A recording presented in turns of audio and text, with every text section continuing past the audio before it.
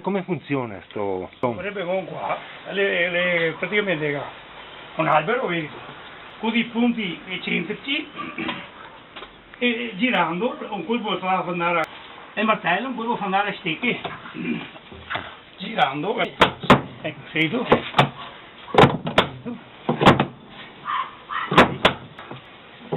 Girando batte così. Ah, ecco, ma mi dite che legno useo questo qua? Mi paghi i martelli fatti con l'oppio, una roba del genere, i martelli. E dopo questi che mi pare che di olmo, sempre materiali elastici. E invece il cosa useo come gruppo, il pisoido. Ma chi l'ha fatto questo? È un signore che è morto adesso, un po' di anni che è morto. Io fai un po' il falegname, capito? Lavorava a terra, però era il falegname.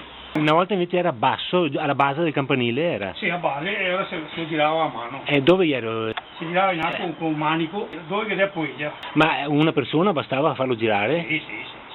E sempre nelle funzioni pasquali questo? Sì, solo a venerdì santo praticamente. A giovedì di sera, c'è le campane, e si partiva a suonare Robeo. Come stasera, prima ai 3 ho fatto via qui, e andai a suonare. E poi le campane sono a Cristo per l'inizio della cerimonia. Stasera va a suonare a nuovo. Che stasera si fa cosa stasera? Venerdì santo? Siamo da nuovo, processione. Per il giro del paese? Le luci da nuovo, e qua il giro del paese, primo giro.